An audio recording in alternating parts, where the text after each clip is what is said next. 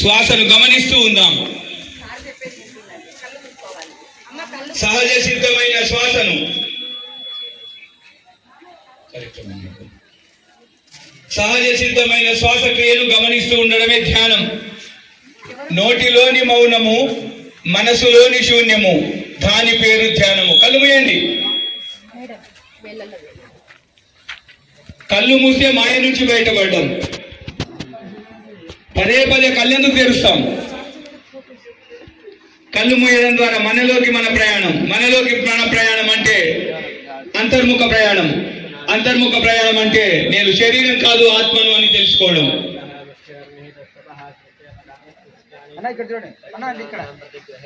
ఎవరు కళ్ళు తెరవద్దు. సహజ సిద్ధమైన శ్వాసను గమనిస్తూ ఉందాం.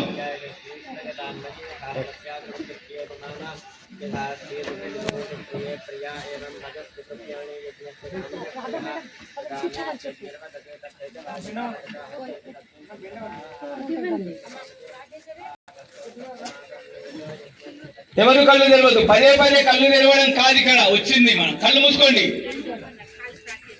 కళ్ళు మూసుకోవడం నేర్చుకుంటే మన జీవితం ఎంత అద్భుతంగా ఉంటుందో, ఎంత ఆనందంగా ఉండగలుగుతామో. ఆత్మజ్ఞానం ద్వారా మాత్రమే ఆనందమైన జీవితం. గుర్తుపెట్టుకుందాం. ఈ ప్రాంగణం అంతా ఆత్మజ్ఞానమయమైన ప్రాంగణం. శ్వాసను గమనిస్తూ ఉందాం. సహజ సిద్ధమైన శ్వాసక్రియ. ఉచ్ఛ్వాస నిశ్వాసలను గమనిస్తూ ఉందాం. అంటే ముక్కులోనికి పోయే శ్వాసను సహజంగా మళ్ళీ తిరిగి బయటకు వచ్చే శ్వాస మీద ధ్యాస. ఎవరు కళ్ళు తెరవద్దు. ఎంత అద్భుతమైన ప్రాంగణమో ఈ ప్రాంగణం అంతా. ఈ చుట్టూరా బ్రహ్మర్షి పితామహ పత్రిజీ శక్తి క్షేత్రంలో ఉన్నవారము. ఈ శక్తి క్షేత్రంలో ధ్యానం చేయడం అంటే ఎంతో పూర్వజన్మ సుకృతమై ఉండాలి.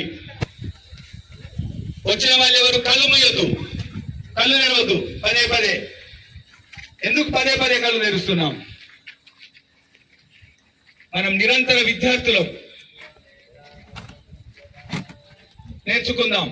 ఇక్కడ వచ్చి ఆ వధూవరులను ఆశీర్వదించడానికి వచ్చిన మనము ఈ గొప్ప ప్రాంగణంలో ధ్యానం చేయడం పూర్వజన్మ సుకృతం. అందరూ ఆ సమాధి చుట్టూ, సమాధి దగ్గరికి వెళ్ళండి. మీకేదో గుర్తుకొస్తుంది.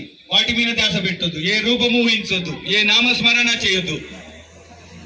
కేవలము సహజ సిద్ధమైన శ్వాసక్రియను గమనిస్తూ ఉందాం.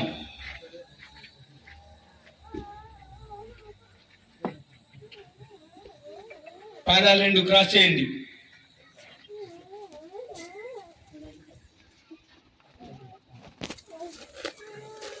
మరొక 5 నిమిషాలు. ఎవరు కళ్ళు తెరవద్దు.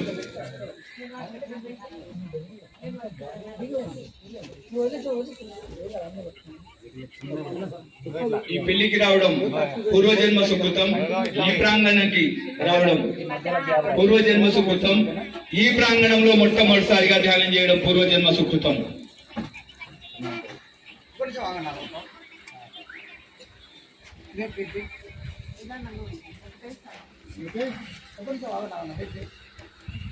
ఎవరు కళ్ళు తెరిచి పదే పదే చూడొద్దు.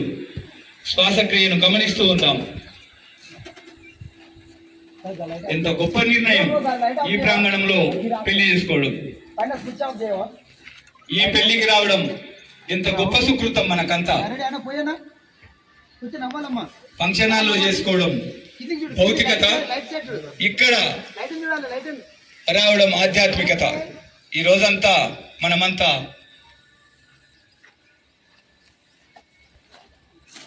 ఆత్మ గురించి తెలుసుకొని మొదటి ప్రయత్నాన్ని చేస్తున్నాం 90% మంది.